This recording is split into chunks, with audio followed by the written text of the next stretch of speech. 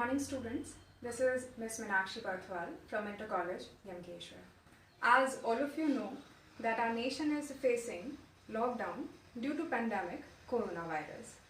क्योंकि हमारे देश में अभी लॉकडाउन हुआ है, but your learning should not stop. आपकी पढ़ाई कहीं से भी नहीं रुकनी चाहिए.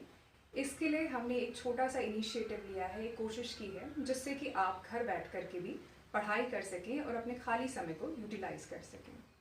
So in English, we are going to start first of all with the syllabus. Let me give you an introduction about the syllabus.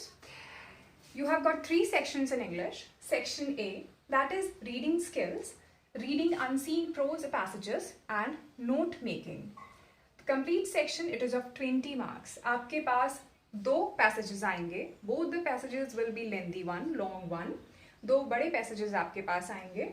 In the first passage, you have to read it. And then you have to answer the questions. Questions दिए जाएंगे, passage पढ़ के आपको उनके answers देने हैं. While in the second passage, दूसरे passage में आप उसे पढ़ेंगे and then you have to make the notes. छोटे छोटे points आपको बनाने हैं and you have to make abstraction. You have to make summary also which comes in 5 marks. और आपको एक छोटी सी summary भी लिखनी होगी जो 3 marks में आती है. Then there is section B, that is advanced writing skills. It is of 35 marks.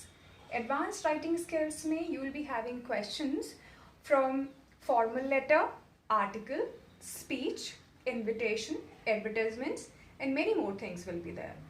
Then there is section C.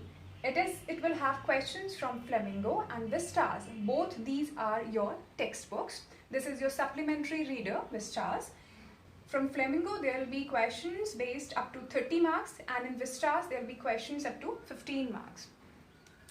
Now, we should start the first lesson. That is the first chapter from Flamingo. That is the last lesson written by Alphonse Daudet. अब हम शुरू करने जा रहे हैं. यहाँ पर हमारा पहला lesson जो कि Flamingo से है, जिसका नाम है The Last Lesson, which is written by Alphonse Daudet, जो कि एक French शॉर्ट स्टोरी राइटर रहे हैं. इस स्टोरी में उन्होंने 2 चीज़ें हैं जिन पे हाईलाइट किया है. First is impact of war on the lives of people. You can call them as theme also. आप ये कह सकते हैं इन 2 चीज़ों पर उन्होंने सबसे ज़्यादा फोकस किया है पूरी स्टोरी में. Impact of war on the lives of people and second one is importance of our own language. जब कभी भी वॉर होता है, war brings with it destruction and cures. जब युद्ध होता है तो वो अपने साथ विनाश लेकर के आता है. साथ ही साथ सिर्फ सोशली, पॉलिटिकली या इकोनॉमिकली ही नहीं, लोगों की जिंदगी पर भी उसका असर होता है. तो वो किस तरीके से होता है ये इसमें बताया गया है.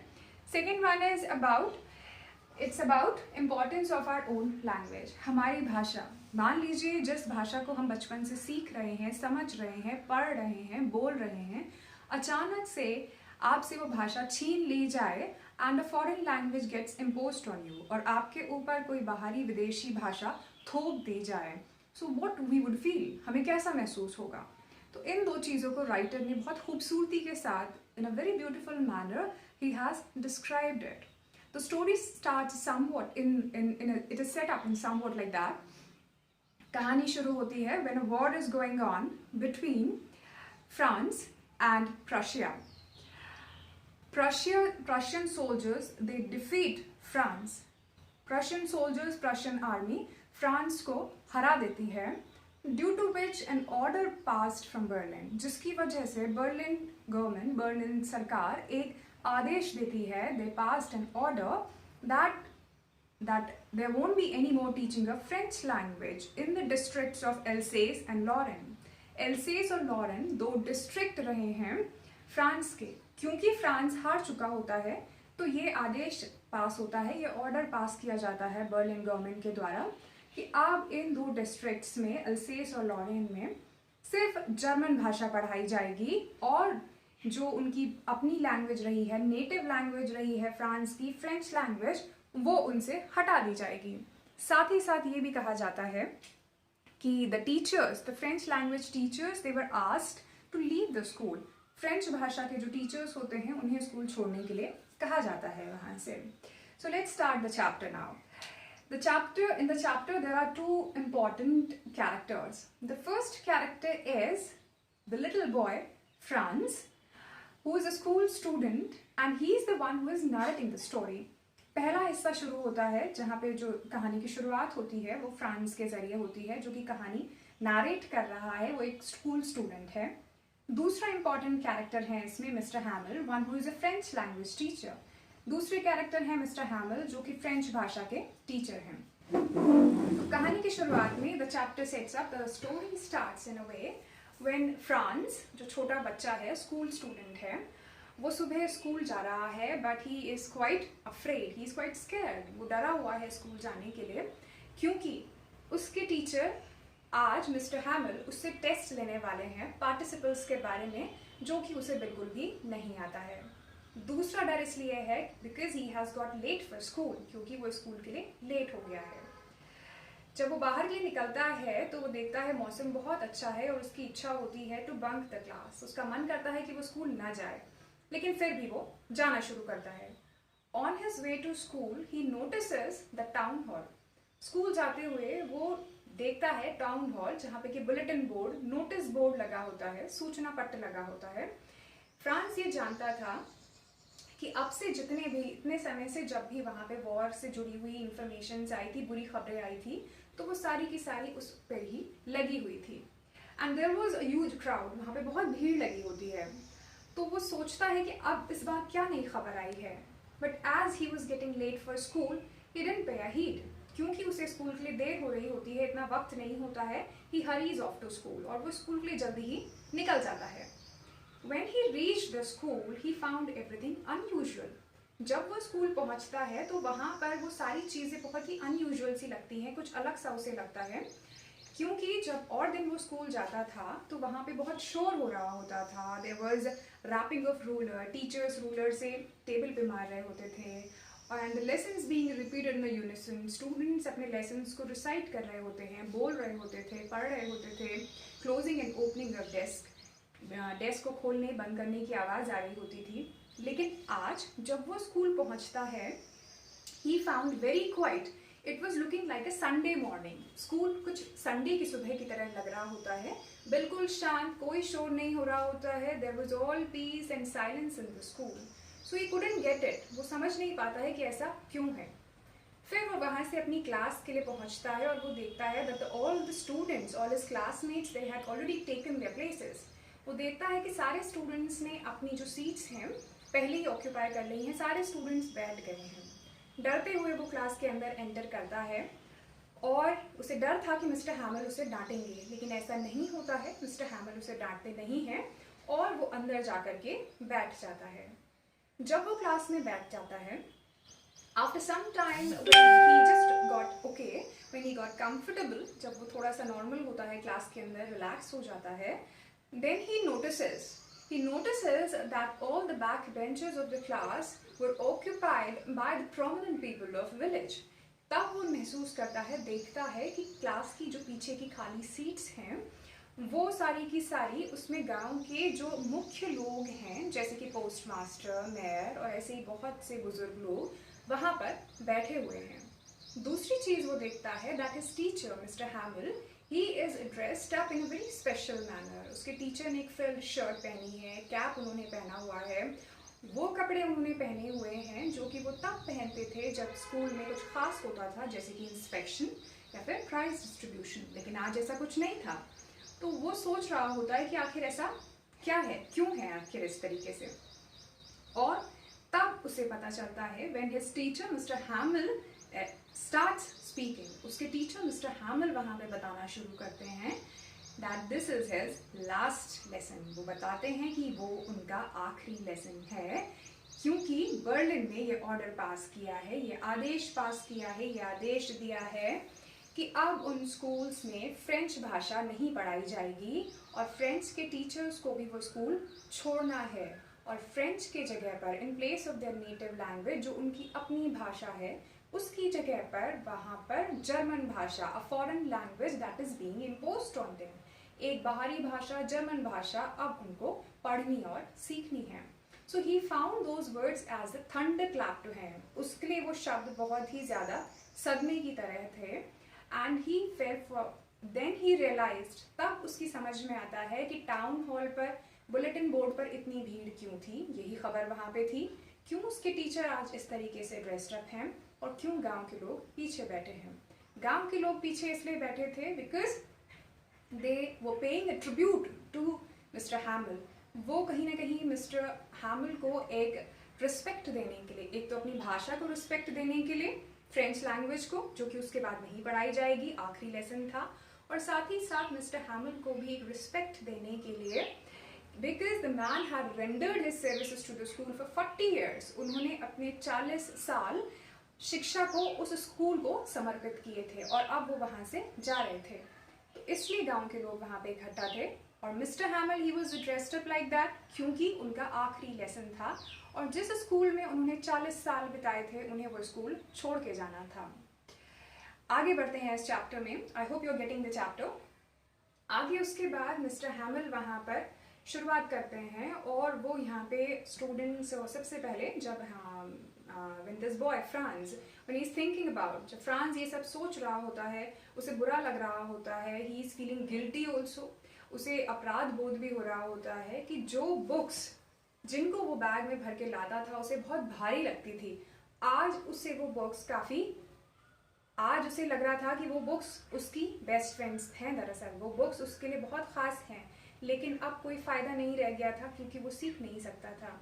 जिस टीचर को वो पसंद नहीं करता था मिस्टर हैमिल को, उनके सख्त व्यवहार, उनके स्ट्रिक्ट नेचर की वजह से आज उसे लग रहा होता है, उसे बुरा लग रहा होता है कि वो भी यहाँ से चले जाएंगे। उसे ये भी रियलाइज़ होता है कि क्यों उसने अपनी भाषा को आज तक नहीं सीखा, क्योंकि अब वो आगे सीख भी नहीं सकता था।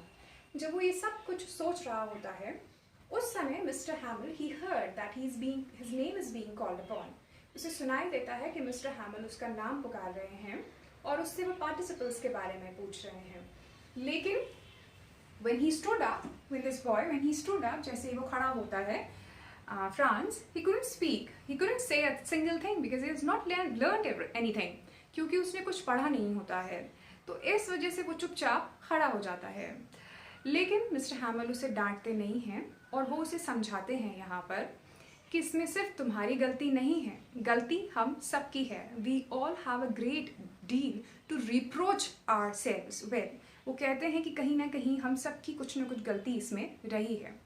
जैसे कि वो कहते हैं तुमने ध्यान नहीं दिया, ये तुम्हारी गलती है, मैंने खुद ध्यान नहीं दिया। वो अपनी गलती भी बताते हैं मिस्टर हैमिल कि जब कभी मुझे फिशिंग के लिए, मछली पकड़ने के लिए बाहर जाना था तो मैं तुम्हें बाहर भेज देता था या तुम्हारी छुट्टी कर देता था। कई बार क्लास से मैंने तुम्हें बाहर, तुम स्टूडेंट्स को मैंने बाहर just to water the plants, पेड़ पौधों को पानी देने के लिए मैं तुम्हें बाहर भेज देता था। इसमें वो पेरेंट्स की गलती भी बताता है कि पेरेंट्स ने, स्टूडेंट्स अपने बच्चों की पढ़ाई पर ख़ास ध्यान नहीं दिया। पेरेंट्स का ध्यान ये था कि बच्चे जल्दी से जल्दी किसी फार्म में, किसी खेत में काम करना शुरू करें so that they could earn some money, जिससे कि वो कुछ पैसे कमा सकें। सो इसमें वो सबको ब्लेम करता है कि हम सब की कहीं ना कहीं गलती रही है कि हमने अपनी भाषा पर ध्यान नहीं दिया, हमने इसे नहीं सीखा या वो इम्पोर्टेंस हमने उसे नहीं दी, और आज ऐसा दिन आ गया है कि अब हम कुछ नहीं कर सकते हैं। We are being helpless to this. उसके बाद मिस्टर हैमिल बताते हैं he makes students, he makes the people there to realize the importance of French language. He calls his language the most beautiful, clearest and logical language in the world. बिल्कुल सही बात है, जैसे हमारी भाषा है, हमारी मातृभाषा हिंदी है, we should be proud of our language. तो वैसे ही वो वहाँ पे फ्रेंच लैंग्वेज की खूबसूरती बता रहे हैं और वो सबको बताते हैं कि हमें अपनी लैंग्वेज से प्यार होना चाहिए। उसके बाद वो स्टूडेंट्स को क्लास में जो नोटबुक्स वो लेकर के आए हैं वो सभी स्टूडेंट्स को देखते हैं। And now there is a lesson in writing, reading lesson हो चुका होता है, उसके बाद वो लिखने के लिए उन्हें देते हैं। ऐसा लग रहा होता है जैसे सारी कॉपियों में फ्रांस अल्सेस बहुत खूबसूरती के साथ लिखा गया है, which was coming like a wave there. और क्लास में फ्रांस, ये जो बच्चा है, ये नोटिस कर रहा है क्लास में सिर्फ एक आवाज़ आ रही होती है, that is scratching of pen on the paper. Pen के लिखने की कॉपी के ऊपर सिर्फ यही आवाज़ आ रही होती है।